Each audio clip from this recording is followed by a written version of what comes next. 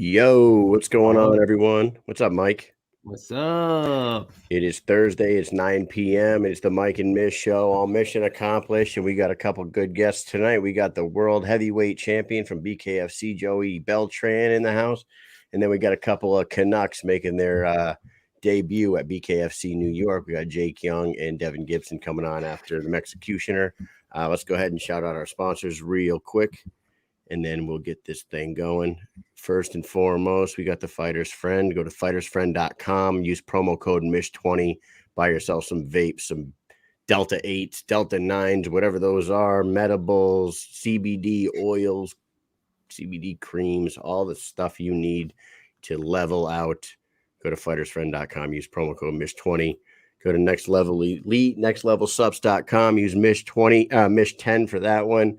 nextlevelsups.com/Mike and Mish, and buy yourself some supplements, get jacked, get big, get laid.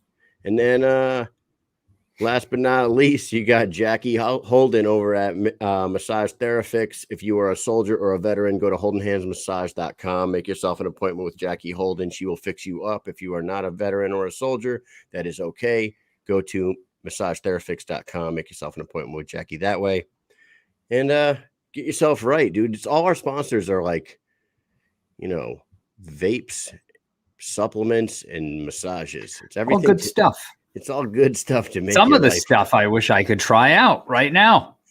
I'd be right there trying it all. Give me it all. I want it all. But unfortunately, the military will not allow us to use some of our sponsors. You can roll the dice. I mean, people do it. They roll that dice. And I'll tell you what, 10% of the time they get caught every time.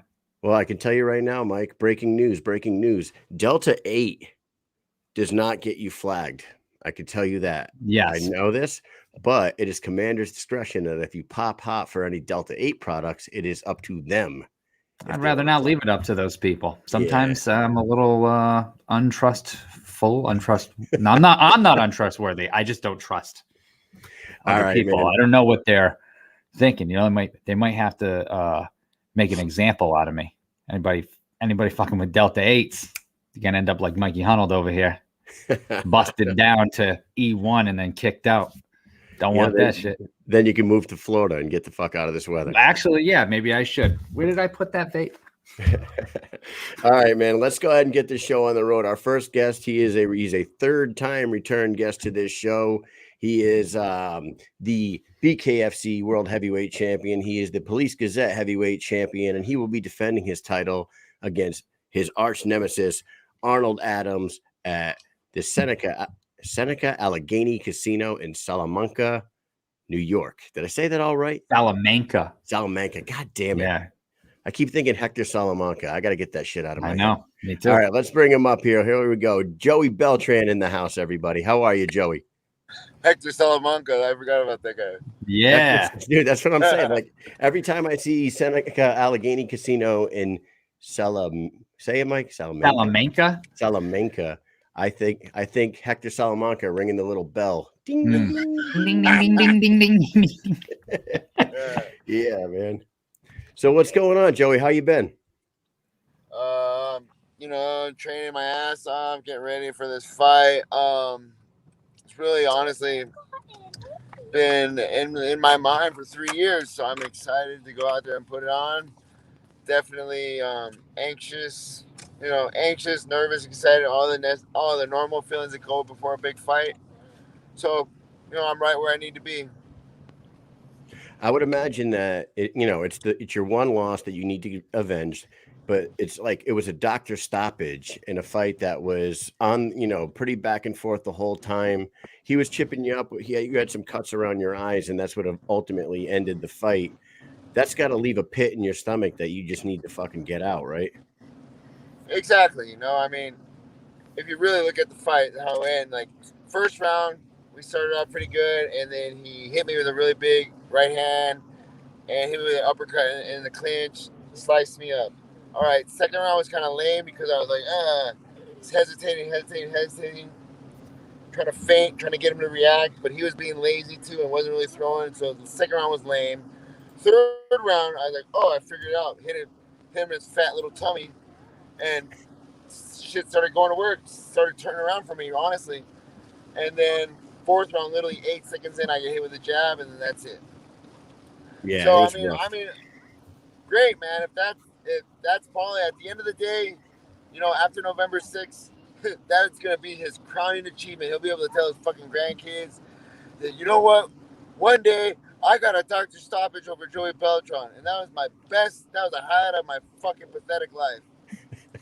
Oh shit. Oh man, so there's some real heat there. Hey, let me ask you this: before that fight with Arnold, did you know too much about him at that point, or was he sort of new to you? Because No. And check this out, dude. And what's funny is that, like, I picked Arnold to fight because I had that crazy fight with Tony Lopez, and then Rico Rodriguez stunk up the joint, even though he won. So they kicked him. They sent him on his way, and so I was going to replace Rico Rodriguez. So my management was working on getting more money, and they're like, well, blah blah blah. We ended up like compromising on the money, but for I got to pick my opponent. So I was like, all right, I'll pick that guy. He just beat up DJ Linderman. That's no big deal. Like, I'll fight that guy. And unbeknownst to me, like, it was really the best thing that ever happened to me, because I really had to really take a big look at the whole game. Like, it's not just a street fight. At the heart, I always try to make it a street fight, but he's very slick. He's very crafty, and me just running after him, trying to fucking take his head off, did not work for me the last time. So, but I mean, keep it real, call a spade a spade. Arnold is kind of rested on his laurels, as they say. He hasn't shown that he's evolved. He's the same dude he was since BKFC 1, which is very good. Don't get me wrong. He's good. And I've always openly said in all my interviews, like, Arnold Adams is the only one that really fucking makes me think, that keeps me up at night thinking. All these other guys like Josh Burns, Sam Shoemaker, Dylan Kleckler, they all fall in the same category. I think you're a big fucking strong guy that hits hard. Okay, what else do you do? You got knockout power. Well, you should have knockout power. You're fucking 270 pounds. Good for you, buddy. But I mean, Arnold Adams, on the other hand, is like a whole nother riddle to solve. And me and my coaches, we've been thinking long and hard. Me and my cornerman Adam, who's one of my best friends in real life. He was there with me on that first night back in 2018. So it's gonna be awesome, man. So you got two brains that were there. As much as two brains that were there. I said two brains that were there on the first time have 3 years now. Correct. To study up and build a game plan, because he's fought 5 times since then as well. So a lot of footage you can go off of. Exactly. And then honestly, I mean, like, just the wrinkles and new adjustments that I put in, like training with Britain, training with our new coach Marcus Luck in Danville, and then Coach Dwayne, who just came out of nowhere. I was like, oh my god, I'm really, really excited to go out there and show what I've learned. You've been all over the place for this training camp. Following your social media, you've been all over the place. I feel like you guys were in Miami, and then you go to California, and then so how has that been moving around and stuff? No, not really. To be honest with you, like we were in Miami. Yeah. And then it just really was like it just made sense to go up to Virginia. Britain owns a house in Virginia. Her kids are in Virginia. So we got married. So that made sense. And then also the training and the chemistry that I have with Coach Marcus is just, undeniable. The sparring partners that I've had in Virginia are just like ridiculous. Like, if I could go and make a checklist of what I want as far as training partners and the style to emulate, like, they're fucking picture perfect. And so your mama's watching. I She know. says, Hello, mother. yeah.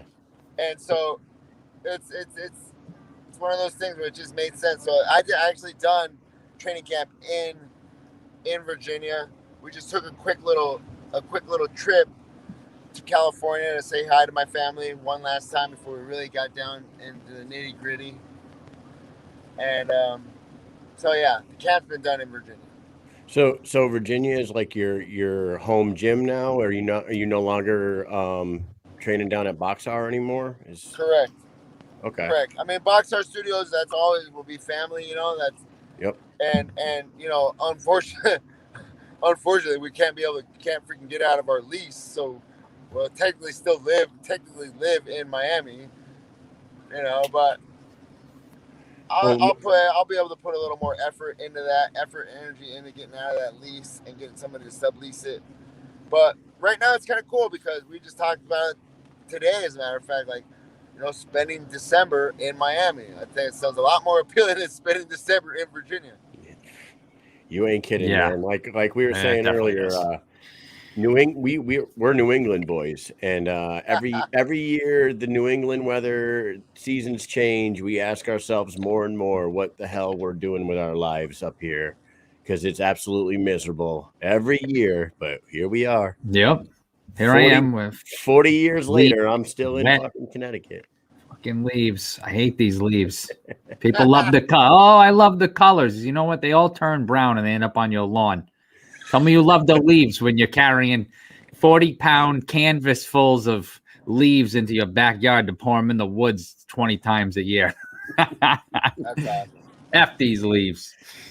Yeah, man. So you've been training with Britain in Virginia.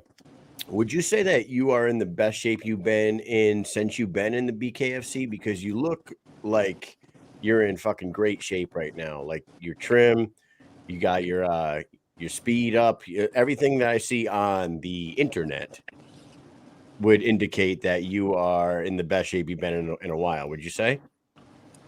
Yeah, I mean, I just I will credit Miami for for dropping a lot of weight. I mean, that humidity was nasty, man. You wake up and you're essentially training in a sauna, so that got a good amount of weight off me, and then just kept it going, and also too, like, our nutrition.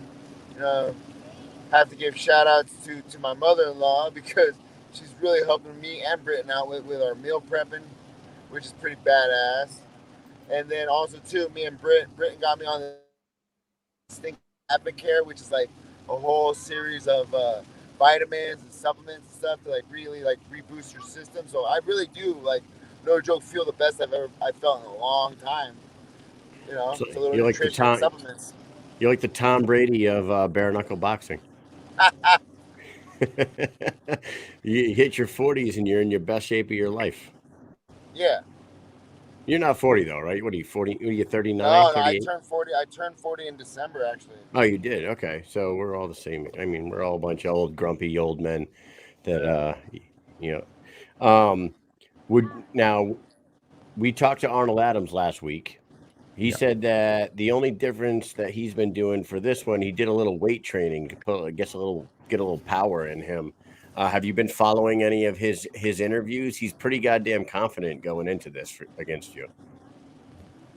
You know, I'll say this, like, either one, he's either that ignorant and that confident, well, good, because it's going to be an easy night. I think he might be kind of like talking it up and really busting it. I really hope he is busting his ass day in and day out every day, killing himself in the gym. Because if not, it's going to be a fucking really rough night for him. And you know, it's all good. I really go off of how Arnold interacts with me in real life. And in real life, he's super cool, fucking borderline friendly, you know, very respectful. We talk. We were actually talking for a long time before this fight even got going. So, you know, how you gonna how you talk to me in my DMs, how you talk to me in real life is how I judge you. You know, so if he wants to act tough and try to get a rise out of me, like, sorry, but that fucking ship sailed. You blew that.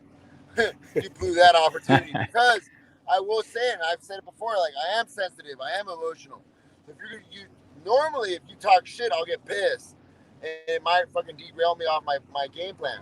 But like I said, Arnold, you're nice. You're a nice guy, dude. You can't be acting like a thug now, motherfucker. He showed his cards. I know it's fake. B, I know you're nervous and thinking about me a lot more than you like to say.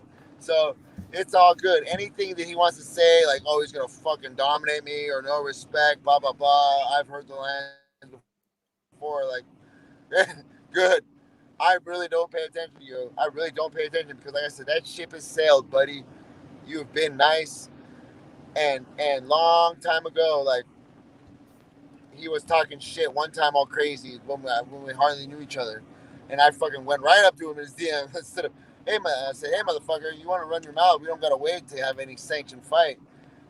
And he came, come on, man, you know what we're doing. We're trying to sell the fight, kind of get traction. I'm like, well, there you go.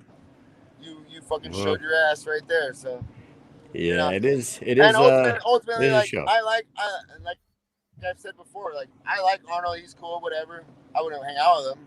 I'm trying to fight his ass, but he's cool. He's respectful, and I legitimately think he's the fucking. Besides me, he's the best because he's the only one that brings something unique to the game. All these other guys are just fucking meatheads. They're gonna try to take your head off. You know, Arnold Adams is a fucking slick. He's a slick boxer. So I've been working, and I'm ready to go out there and take him out. He's extremely calm and poised in the ring. I could say that about him. He always seems super comfortable, and like you said, you in the first fight with you and him, you came out, you know, firing on all cylinders with him, and he just kind of like laid back and kept his hands down, and he was very calm about it. So he surprises me with that. Is this going to be the first time two inductees into the Bare Knuckle Hall of Fame fight each other? Yeah, man, this is like the biggest fight in heavyweight as far as that biggest heavyweight fight, which ultimately, size wise and everything else, the biggest fucking fight in BKFC history. You know, because we have two former champions, two Hall of Fame inductees, going at it, man. So it's the first one in New York too. So, absolutely. Yeah, right up the street from the Hall of Fame, which is pretty cool. John L. Sullivan's barn over there. Yeah. Josh Burns says, "I got your meathead, champ." Yeah. That could mean a few things. I don't know what that means, Josh. You guys, if you know you come out on the winning end here, he's probably right there, if not a fight away from being your next guy. Will there be a next guy? If you win, will there be a next guy? Yeah. Yeah, sticking around. Yeah. Oh yeah. You said 5, and the last time we spoke to you, you said 5. I need 5, and I'm out. Peace. Yeah. This will be number 3, right? Yep. Third title defense. I remember the last time you spoke with us, you said I need to defend this thing 5 times, and then I'll sail off into the distance there. Yeah, you never know. Things change, you know. Yeah. You know, that's always true. Right. So speaking of social media and doing things online compared to real life, we got to talk a little bit about your TikTok, bro. Yeah. Hell yeah. It's fantastic. Yes. Listen, Lisa, is it Lisa Loeb? Is that who it is? Yeah, Lisa Loeb. Dude, I was dying today. I happened to come across that today. I was looking through your TikTok, and I saw that you say. And you're singing, sitting down. I don't know. You're in front of a store or something, sitting on a bench, and you were singing. And I was like, I thought it was just gonna cut off after like 10 seconds, like whatever. And then all of a sudden, like the tempo picks up a little bit, and you stand up and you start walking, and you grab like a post, and you keep singing. I was like, holy shit, this is awesome. I love this. Dude, the best part about it, you can ask Britt, she'll confirm. I did that in one take. I'm a natural. I loved that you got up when it started picking up and started walking. That was awesome. I loved it. Were you a TikToker before Britain? I had done maybe like 5. Now you're all up in that. I knew what TikTok was, and I remember before, like, we were together, I definitely would watch her TikToks. and so like I knew it obviously creeping. He's creeping on you. Oh yeah, I was her #1 fan for sure. So she got a fight, man. Are we allowed to talk about her opponent, or have they not announced that? Because anybody with 2 eyes and a brain can figure out who the hell she's fighting on the internet. Yeah. I don't think everybody's allowed to speak on it, right? I know it's pretty annoying. I know who she's fighting, and she's definitely fighting. So everything, you just have to start every sentence with hypothetically. I know. Allegedly. Allegedly, hypothetically. Allegedly, she's gonna fight somebody that has the same name as a piece of jewelry. Yeah. Allegedly, she's gonna fight somebody whose name rhymes with Earl. Oh shit. Earl Zavales. Earl Zavales. Earl Zavales. That's who she's fighting. Yeah. I'm stumped. Oh man, that's great. Who could that be? I don't know. Like, why? Okay, so that fight, right? That fight is 2 weeks away, right? A little over 2 weeks away. Mm-hmm. Yeah. Why aren't they? If the contracts are signed, then why aren't they just saying it? I don't understand. I don't know. I could be on a whole other show talking about that, but whatever. We'll just keep it all positive and happy. Yeah, it's awesome. It's a fight. It's a good thing. The fight is coming up for both of you, which is great. Yeah. It's going to be a good Thanksgiving, good Christmas. Be able to relax. Yeah. And, this will be a pretty busy year for the two of you. You know? It's been a fucking hell of a 2021 for the Beltrans, that's for sure. And it all, November, it all, rounds culminates. Out with November. Yeah, all culminates in November. You guys get your last 2 fights in for the year, and then spend the holidays in the warm sun in Miami. As husband and wife. That is the plan. That is the plan. We're gonna do a speed round with you real quick. How about that? And then we'll let you get on your way, champ. Okie dokie. All right, speed round with the Mexicutioner, Joey Beltran. Here we go. Number 1, where did the Mexicutioner nickname come from? From my friend and training partner, Eddie Sanchez, who is a UFC veteran and also had a great nickname, the Manic Hispanic. The Manic Hispanic, that is. I mean, I like that. I would think that anybody, I would think Eddie Sanchez would just immediately go with Dirty Sanchez, but that's just because I'm an asshole. You know what? Funny thing was he was Dirty Sanchez in the regional scene. No shit. And then because we had the same manager, and we went to fucking UFC, they made him switch it. It's pretty lame. All right, number 2, Mike. Are you and Britain doing anything crazy for Halloween? We had our one party we were planning on going to got canceled, so we're on the hunt. But we have awesome costumes. It's a secret, though, right? Is it a secret? No, I'll tell you. So she's gonna dress up like Cruella de Vil. I'm gonna dress up like Jasper the Henchman, and we're gonna spray paint our dog Margot, who's a white French bulldog. We're gonna spray paint her black spots. Nice. I thought for a second you were gonna say you're gonna be a giant Dalmatian. That would have fucking been even funnier. With a leash.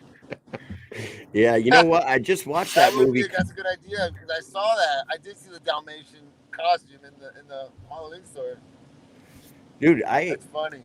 I just watched that movie Cruella with my kids the other day, and it's pretty badass. That was a good ass movie for sure.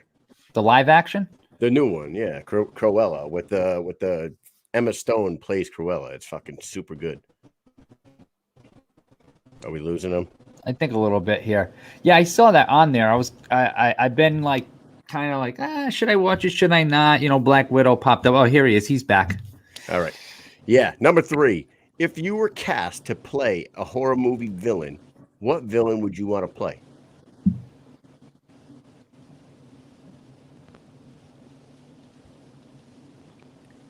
Did he hear you? Okay. So yeah, he fell out there. Yeah, man. So I saw that Black Widow is now on ESPN Plus. Might as well be. It's all the same thing. Disney Plus. Yeah. So I've been kind of like flirting with, whether I'm gonna be watching that. Cruella or not. I don't know. How'd your kids? Did they like it? They loved it, dude. Cruella was a good ass movie. It's for kids. Yeah, I thought it was like kind of geared like PG-13 ish level, like a little bit higher than a 2 and a 4-year-old. You know what I mean?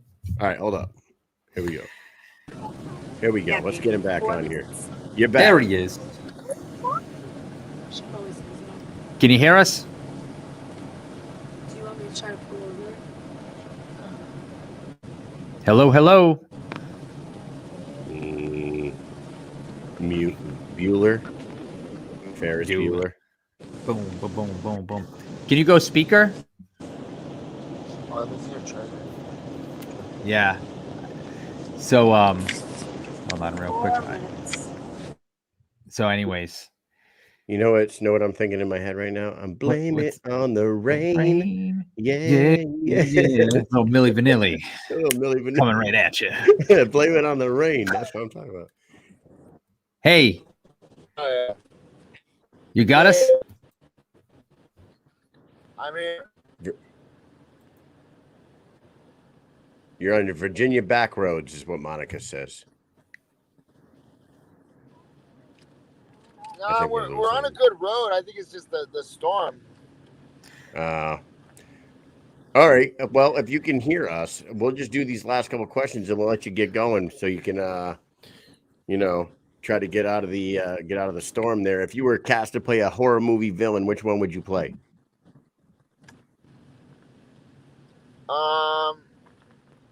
Freddy Krueger. Freddy Krueger. It's very popular, Freddy Krueger. Is it because you want to haunt people in their dreams? Is that why?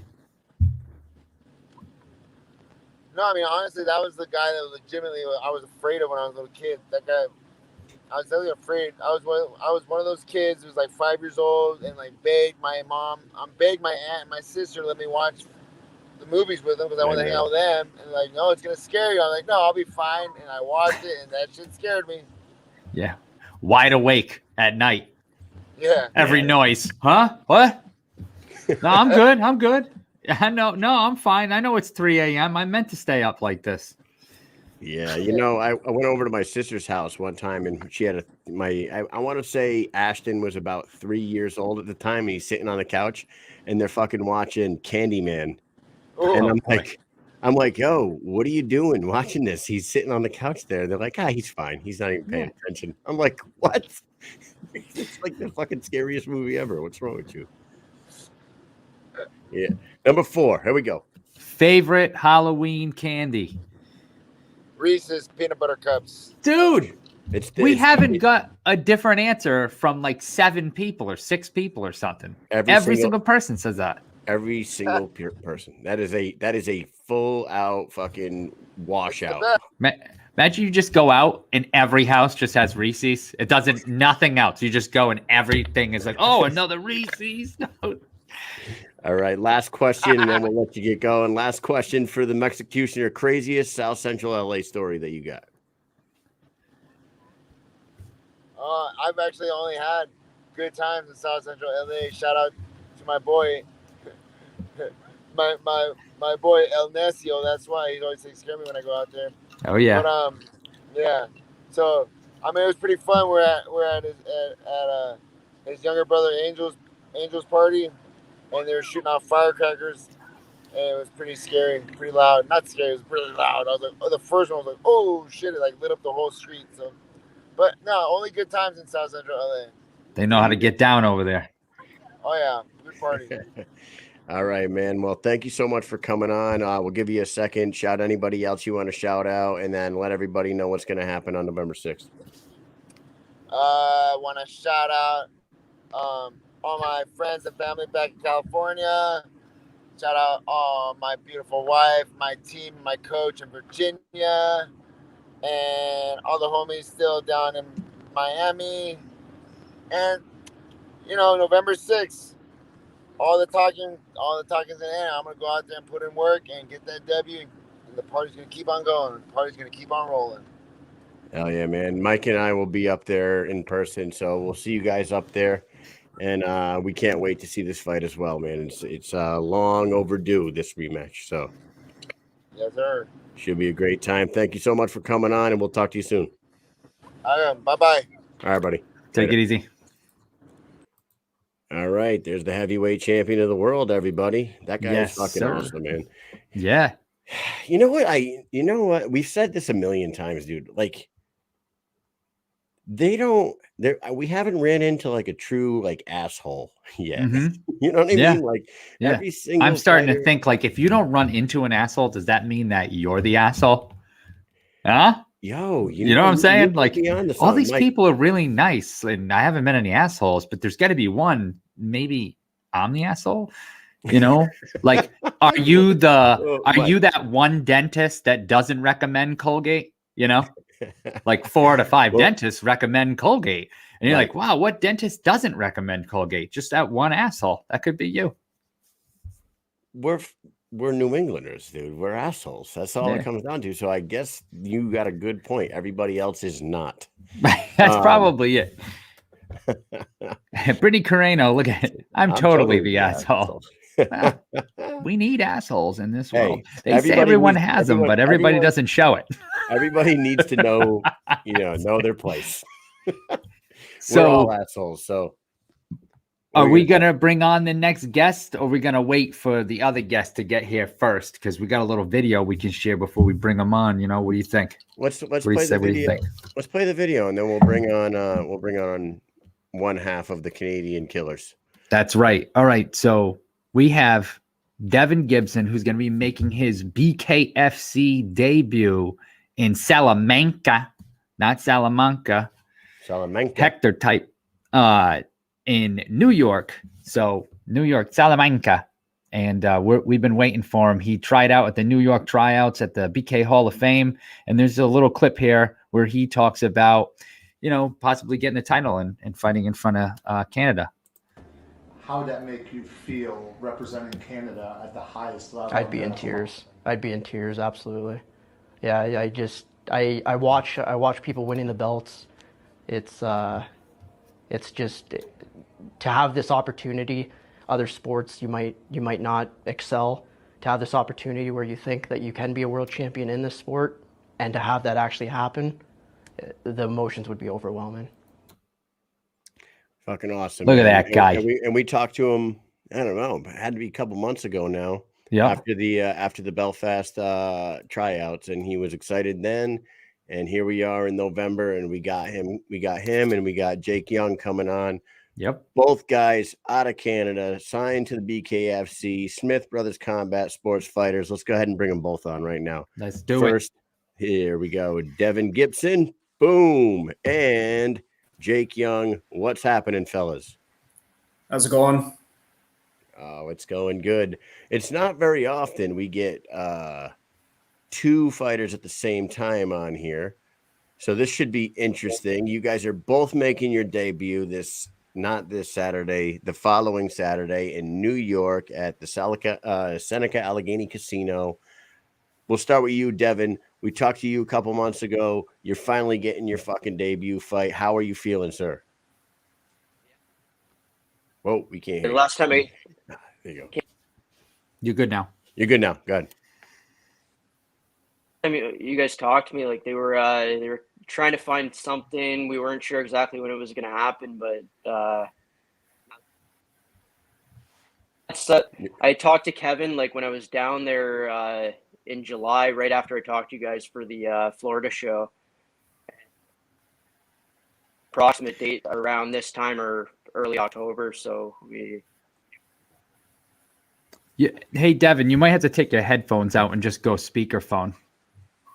Yeah, you keep falling in and out. So let's go with Jake. Jake, so were you at the Belfast tryouts as well with Devin? I was not, no. My bare knuckles career started actually in other promotions before BKFC. Okay. So how did you end up signing with BKFC and getting hooked up with Smith Brothers and eventually ending up on this New York card? I actually got signed with BKFC, I want to say a couple of years ago now. And then COVID came about. So being from Canada, our restrictions were pretty, like we couldn't travel whatsoever anymore. And so waited throughout COVID the whole time and was just staying ready, training. try to stay in fight shape, even though gyms are closed down, everything like that. And then as like everything started reopening up and BKFC started putting on their shows here and there, I actually linked up with Devin and his coach, Tim Tanner, out in there in Sarnia, and we just started talking, started training with each other.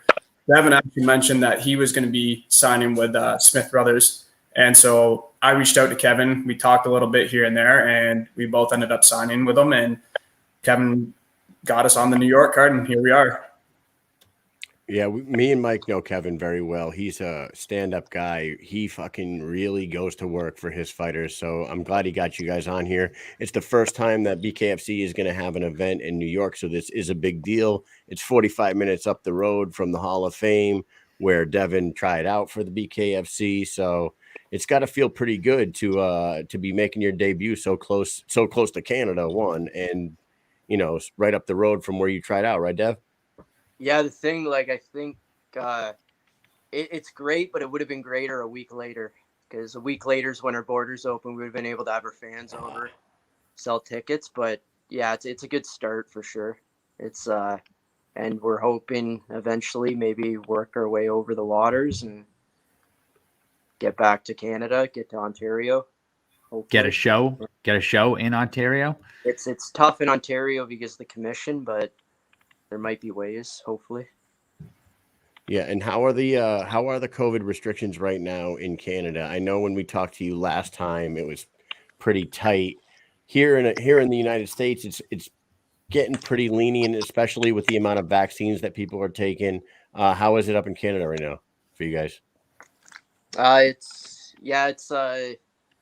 think they're opening up more very soon. I think it's going to kind of run pretty similar to a lot of the states right now, which is the vaccine passports, pretty much being your way to get in everywhere. Nice. For the most part, it's not much restrictions, but we got to deal with that for a little bit, I think, up until May. All right. So you are making your debut in 125. Jake, you're 165. Now the 125 division is just starting to build its way up. So Devin would be more likely to get opponents in the 135 pound division. They are starting to make 125s. You, on the other hand, Jake, 165 has a lot of killers up there. Oh yeah. What do you know about your upcoming opponent, and do you have any guys in that 165 pound division that you have your eyes dead set on, and you're excited to get through your debut opponent and maybe scrap with some of these fellas? My debut opponent is Dustin Page. He's a former UFC vet, tough vet. I know he's a tough dude. He comes to fight every single time. I do know that he's had quite a bit of a layoff, 5 or 6 years. So he's definitely packed down some pounds. He used to fight at 135, moving up to 165 now. So it's an interesting matchup because being off for that long, there's a lot of pros and a lot of cons to it. His body probably didn't take the wear and tear throughout those years. He's going to come in maybe not with the best cardio. He might have some ring rust. Who knows? Like I said, it's up in the air how he's really going to come in for this fight because he hasn't fought in 6 years. So I can't go based off of his MMA fights because it's a completely different sport. I know he did one pro boxing match. Like I said, it's 6-year layoff. Anything could happen. He'd come in completely different fighter than. But my team and I, we prepared for everything, and we're ready to take the win. And regards to any other 165 in the past, I think Dustin and I, it's going to be an absolute dogfight. I don't think it's going to be an easy fight whatsoever. I think it's going to be a toe-to-toe slugfest between him and I. In regards to all the other 165ers, Connor Tanieri just signed from the BKB. I would love to scrap him. I think he's one of the best in the world. And, any of the other 165ers, once I get past Dustin, I'm ready to go at any of them. Yeah, there's some killers there. You've got, Nash, Elmore, Martin Brown, Caleb Harris, Elvin Brito. I mean. Oh, yeah. It's a division full of absolute killers. But, I'm not in this to be one and done. I'm going after that title, and I'm ready to take on any of the top 165ers that they put in front of me. Hell yeah. It's awesome, man. It's where you got to be. And like you said, knock down, drag out. It's one of the most exciting sports on the planet. We're looking forward to that one. Devin, your opponent, tell us what you know about him and you know, how you were approaching this one. Don't give away your game plan though. You know? Yeah, sure. Yeah, so we actually same thing. Just because it was difficult for him to make weight, we're fighting at 130 for it. So, yeah. Aside from that, I know he's had 5 MMA fights. He's won them all. A lot of ground and pound wins, so he's definitely got power. I've seen a few videos of him shadow boxing. I think he's a good fighter. I think his stand up could use a little work. So I think I'm going in levels above. It's a new sport, so I might run into some issues along the way. But from what I've seen, I don't see him doing much that I haven't already seen before. Yeah, we saw a video that you posted. I don't know if it was today or yesterday on maybe TikTok or your Instagram story where you were showing some hand speed. And I'll tell you right now, you look lightning quick right now. Would you say that you're feeling like at your very best right now heading into this? Yeah, it's like everything about this camp has just been so spot on. Like there's been no injuries, no. I haven't been sick, knock on wood. My weight's come down. I'm almost on weight. I'm about 2 pounds away from my weight class right now. So it's just everything. I feel really strong. I feel fast. I feel like everything just came together at the perfect time. Weight's been a big issue in the last 2 events where, man, you got to say like 40% of the fighters, I think, have missed weight, and it's canceled bouts have happened because of it. The Taylor Starling fight. A lot of these guys are not taking this too seriously. So I think if, you come in there ready to go, both of you on weight, that's just another feather in your cap, because I really do think that the BKFC, and I hope they are, is taking notice, for these people are just not making weight. They're not taking it serious enough. And that says a lot about somebody, I think, if they can't make the weight for a professional fight. So especially at this level of bare knuckle, with it being new, you can really progress pretty quickly here. So missing weight is kind of like I feel like a rookie mistake, really. Yeah, they just got to pull a Costa and just act like it's the other person's fault. Yeah. You just stay up drinking wine. Yeah, him, and then agree to a higher weight, and then say that no, you can't have 20% of my purse. You agreed to the higher weight. You're like, nah, after you came in fat, you fucking fat fuck. You know what I mean? You know what we would call them now? A couple of fucking stew nods. Yeah, a couple of stew nods. A couple of stew nods. So, anyways, man, you guys are fucking making your debut. We are very excited to see this. You are on a card with the return of Arnold Adams and Joey Beltran, which was one of the biggest heavyweight fights of all time. It's right up the road from the Hall of Fame. It's the first time in New York. It's what a fucking card to make your debut on. You guys got to be really excited. We're gonna test you guys on something right quick. Okay? Oh yeah. Now, I hope you're up for this. Couple of Canadian fellas who happen to know each other. We're gonna do a little test called Useless Information Canadian Edition. Okay. Who knows more about their home country? We're going to start with number 1. I tried to prepare for this last time. I knew we had a speed around, and there's no way of preparing for any of this. No, there isn't. All right, Jake, you ready for this one? So I'm ready for this. How are we doing this, Mike? So basically, how this is going to work, we're going to go back and forth. Both of you have to answer each question, but say the first question, we'll start with Devin, because he's the return guest. So we'll have him. He'll start the first question, but you'll both answer it. And then the next question, you'll have to give your answer first, Jake.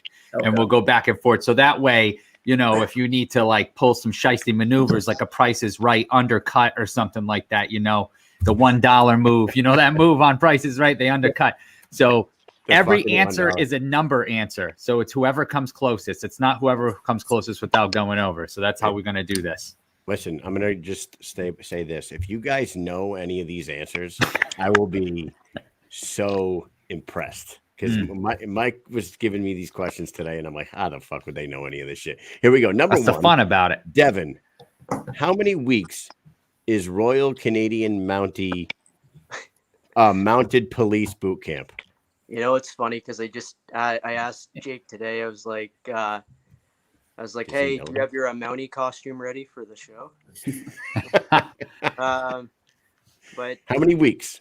if it was anything like the military, I'm just gonna go with a 12. And Jake, what do you think? I'm gonna go 14. Oh, and the winner is Jake gets the point. 26 weeks, fellas. Yeah. 26 weeks. So you're telling me that your military training, your military boot camp was 12 weeks, but the Mountie boot camp is fucking more than twice as That long? surprises me, honestly. And they even they had cut military boot camp back to 10 weeks now too. Jesus. Yeah. Yeah. Well, me and Mike are both full-time Army down here, and I can tell you that all those cutbacks are affecting the fucking troops. Oh, yeah. Number 2, Jake, you first. Oh shit. How many medals has the Canadian hockey team won in the Olympics? Fuck. All right. All of them. We Gonna need go 54. Woo. Devin? How many medals? Is this the last Olympics or total? Total. How many total Olympic medals has the Canadian hockey team won? I don't know. I'm just. We all know that the Canadians don't do good in hockey. They're just horrible, right? So they must not have many medals. Now We just win too many times to lose track. they when only they're only hockey like the best ever. would have been in the Olympics, and then how many medals you can win in each division. So what do you got? Give us a number. I'm just gonna go. I'll go 86. Holy Oh, wow. shit! You guys are big dreamers. It's 22, fellas. 22. 13 gold, 6 silver, 3 bronze. I don't know who gets the Jake gets the point on that one. That's right. Jake gets the point. Number 3, Devin, you're losing. Devin, you're up first. Canada has the largest coastline in the world. How many kilometers is Canada's coastline? I don't know. Did you know they had the largest coastline? Did you guys know that? No. Because I did not know that till today. You guys are like, what? Who the fuck would know any of this shit? That's Yeah. what I'm saying. Come on. How many kilometers in coastline do you guys got? How far would that run? Say 1,500. 1,500 kilometers Jake. of coastline.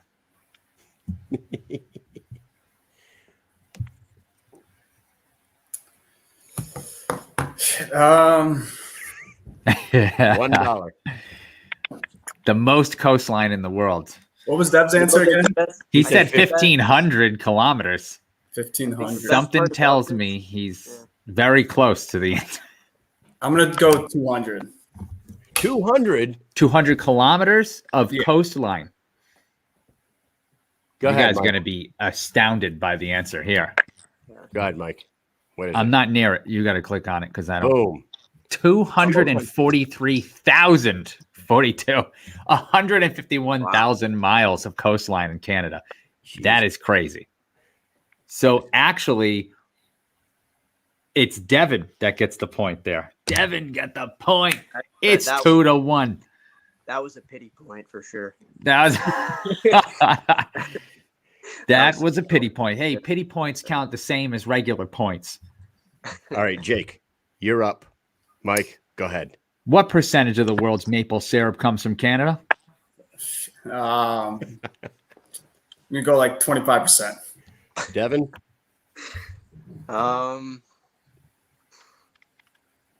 Yeah, I'll go 26.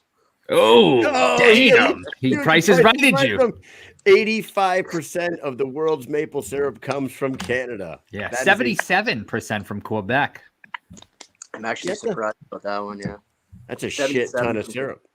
It says it on the internet. Has to be right. All right, number 5. Here we go. Devin, you're up. How many species of trees are in Canada? Just weed. It's just a bunch of shitload of weed. Yeah, That's just tons. Canada makes up for 10% of the forests in the world. So that's a little fun fact. There's a lot out in New Brunswick. I don't know. I gotta just throw something out there. Let it stick. a dozen. So 12. Jake, how many species of trees in Canada? I'm going to go 35. 180. And I'm going to tell you right now, I'm going to be honest. I thought there was like 6 species of trees. No. I'm Pine, I'm a moron. Oak, maple. And then pine. Birch. Yeah, birch. I thought there was like 6. And bushes. And Christmas trees, too. And there's Christmas trees. That's right. And bushes and Douglas fir, right. Yeah. Very nice. Turns out there's 180 in fucking Canada alone. Number 6. Here we go. How many? This is what back on Jake, right? How many Walmarts are in Canada? We have I got 5 alone in London, Ontario. There you go. Let's just go through all the cities and add them up. No, don't do that. We got bedtimes. I'm gonna go like 250. Ooh. Okay, 250. I think there's way more than that. I think it's from to 8. Yeah, I'm gonna go with something like 2,500. Ooh, too far. The answer is 408. Jake, circle gets the square. Yeah, 408. That is crazy. That is crazy though. Yeah, because maybe there's not Walmarts like in certain areas because there is like about 5 in Jake City alone. Yeah. Joel Francois says, fuck Walmart. Don't ever shop there. He loves Walmart. He's a Walmart spokesman. Oh, man. He just goes to every podcast and says, don't shop at Walmart. It's like reverse psychology because now you want to kind of just go there to see why. Oh, my God. Now follow people of Walmart. That's a good page to follow. People of Walmart. Someone else in the comment, Joe Ivy says, crap. Now you've triggered Joel. There you go. Yeah. Sorry, Joel. Joel is a returning story about Walmart. Okay, number 7, Devin, you're up first. How long after Canada became a country did it get its maple leaf flag? In years. How many years? I actually used to know this one. I can't remember. Do you know what year it became a flag? No. I know it was. I'm gonna say maybe 80 years. Ooh, how about Jake? What you guess? I'm gonna go 85. Did he just price his right, his ass? He did. It is 100 years. 100 A hundo. All right. It used to be like the Union Jack with some crest on it. You know, the military used to use it and stuff. Mike, what is the running score right now? We got 3 questions left. Who's the smarter Canadian? Well, right now Jake is leading 5-2. Oh my God! So really, he just needs one more question. I mean, to get one more question right. Here we go. Go ahead, Mike. In Celsius, what was the coldest recorded day in Canadian history? Do you guys have the year? Do you guys have the year on that? Was that recent? I don't have the year. No. It's Jake first. Yeah. You can answer first, Dev, if you want to. He's gonna try to price it right him again. I'm thinking it. Yeah. In Celsius. Joe. Hold on. Okay, so that's okay, hold on. That's including Alberta too. I'm gonna go with -55 Celsius. -55 Celsius. Jake. I'm gonna go -52.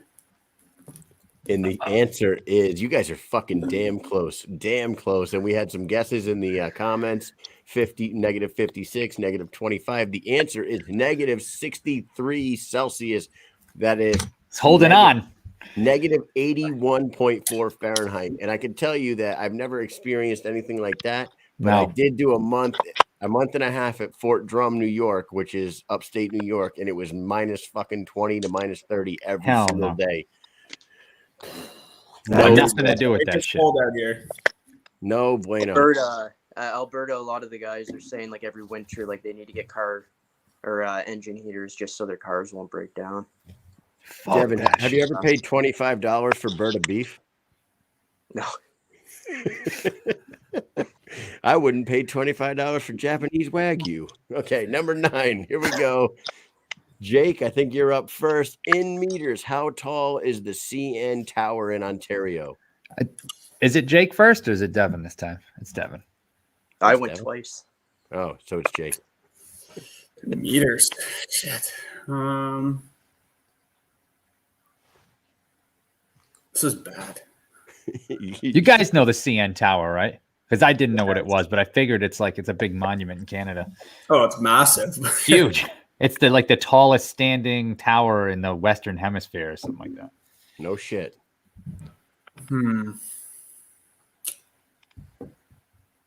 Lightning hits it and shit. You gotta look at the pictures. It's kind of wild. Do we get like a little bit of like a hint? It's Very tall. I'll give you a hint. It's Really tall. over. Well, if you give him a hint, he's gonna get a hint. Okay. Let's say it's somewhere in between 1,500 and 2,000 feet. So figure that. Oh shit. I don't do that kind of math here. Yeah, we're not scholars. We're fighters here, boys. I don't know that shit. I don't even do meters. I don't know no meter, nothing. I think it's like, I want to say it's 18,000 feet. Oh, dude, you must know. Have you been there? It's been quite a while since I've been to Toronto. Yeah, that does sound pretty close. I remember seeing a comparison of like how tall it is in like different measurements. I guess like cars, whatever. I think it would be. I think I'm gonna go 18.5 Meters or Go feet? for it. Well, we got both the answer there, so we can go by feet. Go ahead. 18,500. Yeah. I put both of them in there. Bam. Dude. Or 18. Yeah. So, Jake, you said 18 what? 18, just 18. Oh, my God. He got you in pulling them shiesty moves. So He cut you. You guys. Are they tied going into the last question? No, they would be. If Devin gets the next question, it'll be tied. We'll need the tiebreaker. So this is coming down neck and neck. All right. Last question, Mike. Go ahead. How many Disney Worlds could fit into Canada? Is this even an actual question? Oh, yeah. And That's Devin, nice. you go first. Let's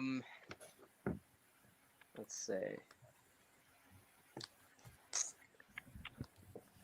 50.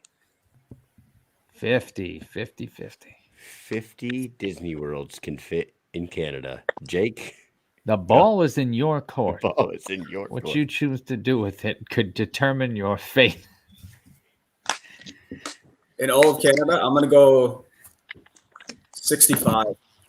Jesus, you guys are Way off. Okay. Way off. Shit.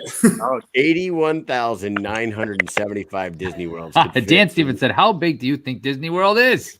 It's not a real world. To be fair, I've never been to Disney World, so I have no idea. Oh, Yeah. Jesus. You know who's going to take you Yeah, to Disney dude. World? Kevin Smith. That's right. Kevin Right Smith, as soon as the fights are over, you're getting in and you guys are going straight to the south because he doesn't live far from Disney World. He lives about 2 hours away, I think. I would imagine. He lives in Clearwater area. Yeah, I think Devin and I I think it's deserve like a nice 2 little hours, 2.5. vacation after these camps. What's that? So that Devin and I deserve a nice little vacation after this long camp. Hell That's yeah, what I that's think. what I'm saying. After you win, you get Oh, look me at and this. Mike. We'll put the microphone right in your face, and you go, "I'm going to Disney World." And Disney then, World. boom. Look at Kevin says, "Done." You guys are going to Disney. You're Jesus. welcome. You're welcome. Perfect. So, Me what and were your Mike are answers like here? Make a wish. We're like Make-A-Wish guys over here. We were just making wish. Make a wish for the fighters, eh? Yeah. Jake, you said 65. Devin, what did you say? He said 50. Yeah. Oh, he Jake. said 50. That means that Jake wins 6-4. Jake knows more about your home country than you do. You are a loser. Yeah. Sucks. And you are now banished from Canada forever. Forever. Nah, man, that was fun. You're You going to guys go are live in the gulags now in Russia. awesome. All right. Back to another cold place. Hey, Russia's got BKFC now too, apparently. That's right. I guess, yeah. Russia, you know what? A lot of bare knuckle promotions are popping up all over the place now. It's like, you know, you can go to the UK, you can go to Russia, you can go to fucking 4 different spots in the United States. You can maybe eventually in Canada, you guys could open one up in like some ice bowl up there. They have that place. My parents went to a place. Where is there like an ice city? There's like ice sculptures everywhere, and there's like ice tunnels. You guys know what I'm talking about? Is that like That's just all over Canada in the wintertime. oh they went to one and it was like it looked really cool. There was like giant sculptures and there was like tunnels with like indoor lights inside the ice tunnels and all that stuff, and there was like different colors and everything.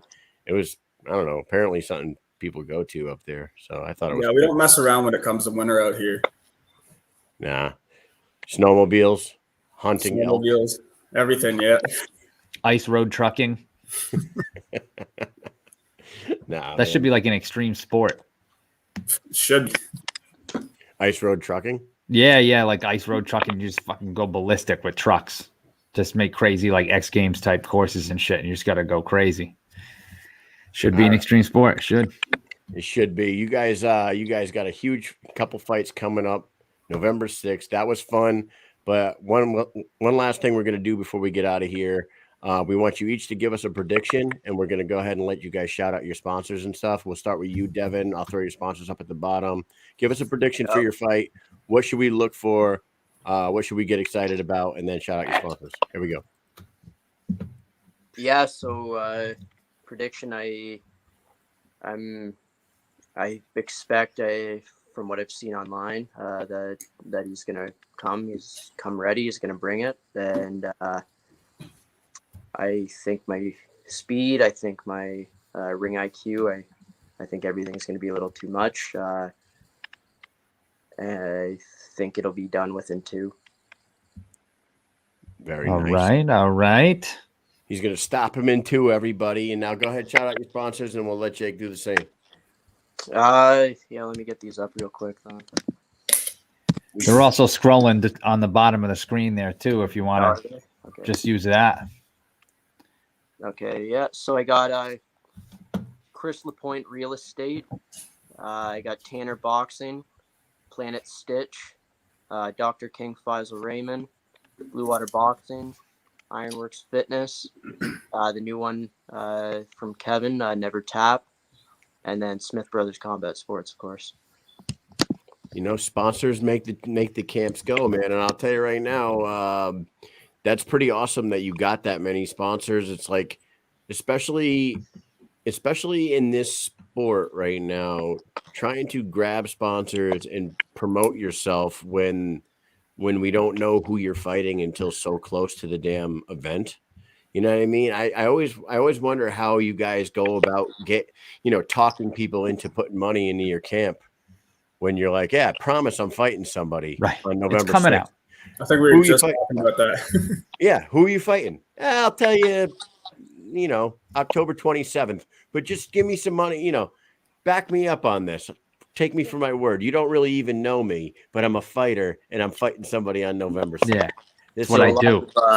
A lot of my sponsors, they've been around for quite a while, so it's a lot of them are doing me favors as far as like gym memberships, apparel, stuff along those lines, just helping out with camp in a different way. So it's a little easier because they know something's coming. They know they're going to get exposure, and it doesn't take anything out of their pocket right away. There you go. And you got that nice banner that we saw you post online. I'm pretty happy with that thing. That looks nice. Very nice. Yeah, it came out real well. They said it could pick it up tomorrow. Awesome. Sweet. All right, Jake, give us a prediction for your fight. Tell us how you're going to finish your opponent, and then go ahead and shout out whoever you want to shout out. To be honest, I think it's going to be an absolute 5-round war. Dustin's as tough as they come. He's gritty, kind of grinding kind of fighter. And you know what? So am I. So I think we're just going to meet in the middle. And I think that him and I are going to be fight of the night. I think it's just going to be a toe-to-toe slugfest between the two of us. I know he's hungry. I'm hungry to make my name. He's got more to lose than I do. So, but I also can see me putting him away in the later rounds. I think I can put him away in under 4. If not, then it's just going to go all 5 rounds and just be a toe-to-toe slugfest between the two of us. But, you know, we're prepared for anything. My coach, Sam Stout, and I, we've been working day in and day out, and I'm going to be more than ready for this. Yeah, what better way to showcase yourself in a debut fight than to go 10 minutes. I'm thinking freaking MMA for a second there. Go 5 rounds of war, bloody war, man. That's what blows the roof off the place. Yeah, that's what gets everybody excited, and also gets the bosses fucking throwing contracts at you afterwards. Exactly. Like I said, I'm ready for a 5-round war if that's what it comes down to, and I'm ready for a quick night. There you go, man. All right, you go ahead and shout out whoever you want to shout out, and then I got to thank Adrenaline Training Center and MMA. It's here in London, Ontario. They've been helping me get ready for this, and you know the coaches there have been nothing but great. So got to thank Dr. King Faisal. He's helped Devin and I both get our medicals done within a quick period of time, and also got to thank Knockout Canada and the Smith Brothers Combat. You know, Kevin Smith has helped us out tremendously throughout this whole thing. That's great, man. We're excited for both of you. Go ahead, get your debuts in there, put your names on the map, plant your flag in the BKFC, and we'll see you guys when we're there on November. We'll get up there on November 5th for the weigh-in, so we'll see you guys up there. And you're a week out, man. Fucking excited. So thank you for coming on the show. Thanks for having us. We'll talk to you guys soon. Yeah, take care, guys. All right, gentlemen. Take care. Take it easy. See you in a week. Yep. All right. So 3 awesome guests tonight, a heavyweight champion and 2 future champions. We have some business to attend to here, Mike. We do. Thank you to those 3 for coming on. Joey's always a good conversation. Those 2 are fun, fucking awesome guys. So, but we got, you know, who's not awesome, Mike? Who isn't awesome? You know who's not awesome? It's the motherfucking Stunad of the week. Hey, doot. Hey, you Stunad, what are you doing? Get off my lawn, you fucking Stunad. So anyway, this week, Mike, we had to, you know, usually we are just riddled with dickheads, fucking people doing dumb shit constantly, and it's easy for us to pick. You know, we got a good 10 candidates every week that we could easily be like, oh, look at all these assholes. We could easily pick four real good candidates for Student out of the week. This week, it was kind of a slow week in morons, wouldn't you say? Yeah, it's either that or we were just so busy.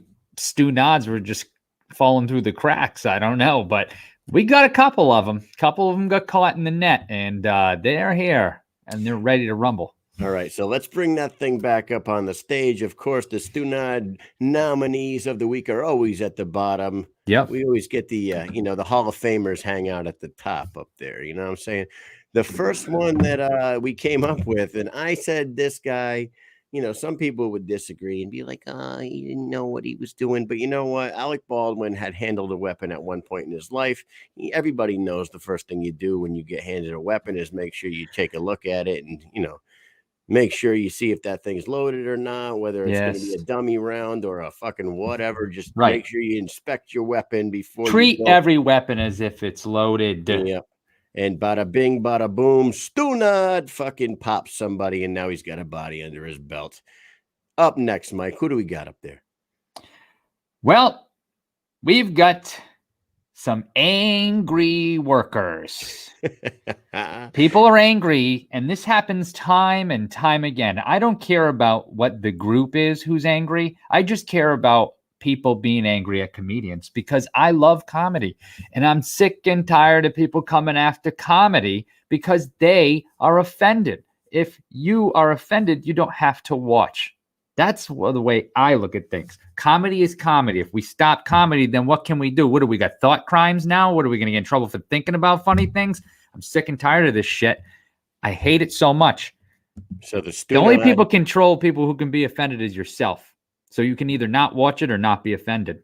I hate this bullshit. I've had enough of it. So the Stu Nods are the people fucking getting crazy about Netflix comedy specials, Dave Chappelle one and every other one in the history of comedy. I hate it. Yeah. It happens every time. I couldn't agree more, Mike. I watched the Dave Chappelle special last night.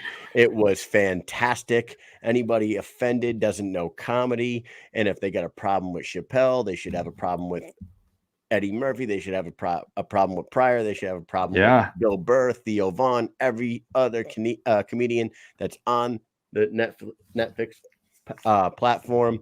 Fuck off. Next one, Jane Rivera. Ladies and gentlemen, do you guys know who Jane Rivera is? Do we have pictures up for this? This beautiful woman in the corner over here. I don't have the pictures. I get you. Pull the pictures up. So this girl down here in the corner, she's a model. Her name's Jane Rivera. She made noise on the interwebs today, or in the last couple of days, for doing cute selfies in front of her dead father at his funeral with the casket opened up behind her. What a fucking stuna this chick is. I don't know. I just feel like that's the most inappropriate thing you could possibly do. When she was asked about it, she says, I don't think there was anything wrong with anything that I did. I love my dad and blah, blah, blah. There she is. Look at it's all about her. The old It's all about me. Yeah. I can't even take 3 hours to mourn my dad. I have to do my modeling pics for TikTok and Instagram. Look at me. I did my hair and I have a pretty dress/suit on. And my dad's dead, by the way, and he was a veteran. But anyways, look at my boobs. She could have closed the damn casket behind her. You know what I mean? I just really It's his ignorance on another level. This is as ignorant as it gets. This chick right here, looking at her, she looks to be visually, she's about a 9.5 on looks, on brains and fucking, decision making. This Stunad is a fucking 2. You know what I mean? She's got as much brains as that casket. Oh, and Mike, go ahead. Which is zippity doodah. Zippity doodah. She's sleeping with the fishes just like her pops. Oh, Jesus Christ. Here we go. And the last nominee for Stune Out of the Week, Mike, go ahead and bring it home for us. Tell us who it is. All right. Some people might have thought when they heard Mike Perry on Ariel Helwani's live show that's just Mike Perry. He talks like he might be slow, but that's not the case here. Well, I don't have any proof, but I'd let everyone else be the judge and you can tune in and see. But the guy seemed like he was on a few, and I don't know what few or a few of what. I don't know if it was drinking or pills. I mean, I don't like to say. So let's just say maybe he was drinking, but he didn't seem like he was all there. And he also happened to be watching a 10-month-old kid, but not really watching the 10-month-old kid. And no one else was there. He's doing a live interview with the biggest platform in the MMA industry. Yeah. Ariel Helwani's MMA Hour is the spot that people go. He gets 1 million views every week. He's a fucking platform of all platforms. This guy, this Platform Perry. Platform Perry. Platinum Platform Perry goes on there. He makes some questionable decisions in life, and they say, and Ariel says to him, the kid's crying in the background. He says, you need to go, you got to go take care of your kid. You can go take care of your kid. Mike says, my boy's going to have to figure out things in life. He's going to have to learn that his daddy's not going to be there for him all the time. So he's going to have to figure it out on his own. Talking about a crying 10-year-old that's on the floor crying. I don't know, man. Yeah, it's wicked smart. It's wicked smart. He came out and he said that he made a bottle for the kid, and the kid was hungry. So what would have made him look way better? What's that? If on that live interview he scooped that baby up off the floor and actually gave the kid the bottle that he made for him, instead of saying, hey, his daddy's not going to be there for him his whole life. He might as well figure it out now. What, dude? Pick the 10-month-old up off the ground. Yeah, hold him on a live interview with Ariel Helwani and put the bottle in his mouth and like everybody be like, "Oh, Mike Perry, look at him, Yeah. he's such a good dad." That's what would happen. Probably. Instead, he went the opposite direction, and he was like, "Hey, shut up." No, he didn't say that, but you know what I mean? But he kind of did this thing like it was like, "Oh, he'll be all right." I don't really know. Now, I don't know if he could see him or not, but the thing is that he knows that he had to have known that he was like not all the way there, right? And that all these people are going to watch. And I have a theory.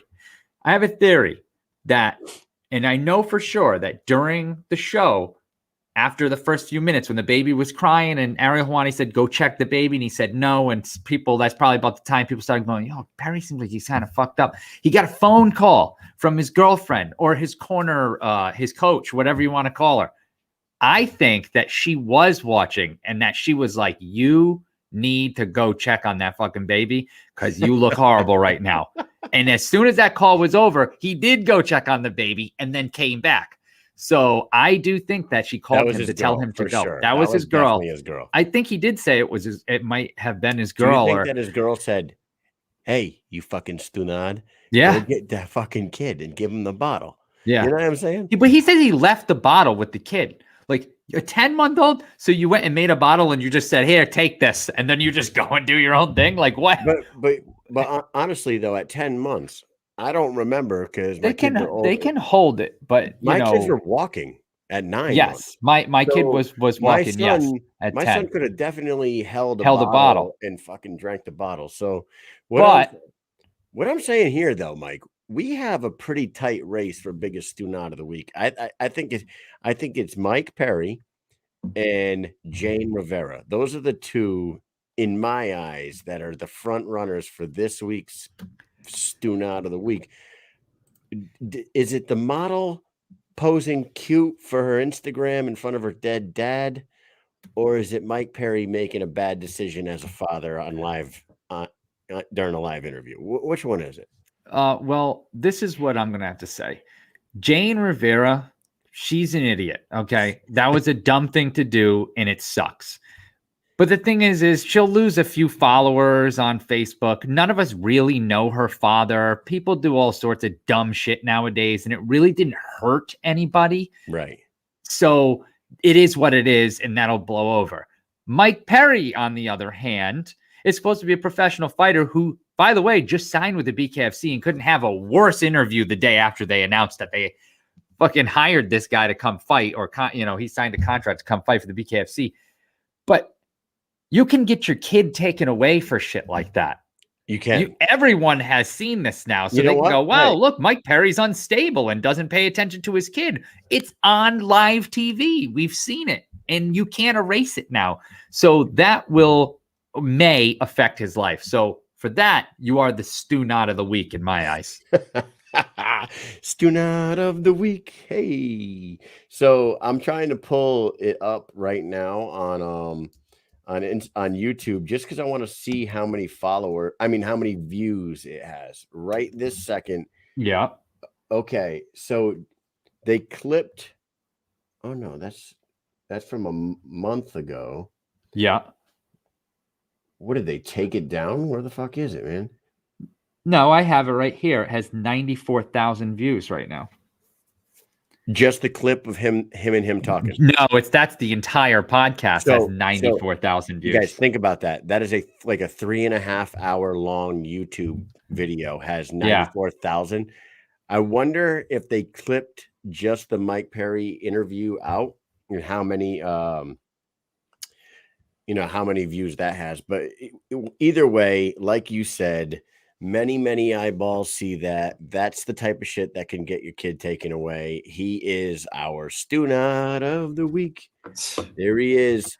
What a boom dope. Right there at the bottom, in between Netflix and Alec Baldwin, 2 people over from Jane Rivera, is our guy, Mike Platinum Perry. He's made some questionable decisions in his life, that guy.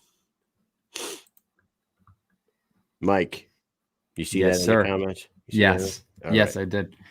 All right, guys. So anyways, that was a fucking great show. I love this show, and I love the fact that we do that portion because this is the kind of shit that Mike and I do at work. We Mike will come over to ask me one question about something, And then an hour and 40 minutes later, he will walk away without that question being answered because we will talk about stuff like this. Yeah, man. We could sit there and talk about this shit forever. And we usually do. And then I'm like, wait, what did I come over here to talk to you about? It's, been way too long since I was thinking about it. We've gone over 20 topics. Like it happens every time. And it's so confusing to me. I don't know how to remedy it. I'll never know how. But yeah, Dan Stevens just shared something real quick. I'm going to bring it up here in just a moment. So it's the Mike Perry-ish. And thank you, Dan. Oh, we got the clip? Yeah. Yes. Good look. The lion coming through. You hear that? Yeah. My son, he's got all his toys and he's on the carpet. He can't get into nothing. But you got to go check on him at some time. Mama's not here right now. Okay. So you want to go get him? Do you want to go check on him? I'll wait. I know that he's fine, right? Go do it. So is this a lesson for him in life right now? No. You get what I'm saying? Go. Yeah, sure it is. He's fine. He better play with his toys. And as long as I can hear him, I know he's okay because that means he's breathing. That's true. Is he in a crib or something? When Daddy's home, he knows that, you know what? Someone's not always going to be there for you. And I guess I better figure it out myself. He had food. He's good. How old is he now? I'm mean dad, huh? I'm mean dad. No, listen. Oh. No. Someone calling you? Baby mama's calling me. See, baby mama's calling him. She's watching and she said, you better get your ass to that fucking baby because I'm not trying to lose my kid right now on live damn TV with the biggest MMA podcast out there, you stupid idiot. Oh, thank you, Dan, so much for sending that. Thank you so much. That's fucking awesome, man. Well, there it is, ladies and gentlemen. We leave you with that. We do not have any shows booked for next week because Mike and I will be going to New York for the event. So we might have a show. Thursday show. Yeah, we might have a show Thursday. I don't know. I have somebody interested already. Here, we have somebody interested. We got about 4. We got about 4 guests interested. So we're probably going to have a show on Thursday. Yeah, tune in next Thursday. We'll have a show. And if we don't have a show, Mike, we can't talk about who's the biggest tune out of the week. Yeah, so we're going to have a show on Thursday. I mean, all we're doing is driving for 6.5 hours on Friday morning. Ain't nothing. Yeah, so suck it up, Buttercup. All right, man. Thank you very much for tuning in, everybody. Thank you to Joey, the Executioner Beltran, who will be defending his title November 6th, as well as Jake Young and Devin Gibson, who will be making their debut on that same card. You guys were all awesome guests. Thank you all for tuning in, and keep on checking us out, and we'll see you next Thursday. Peace.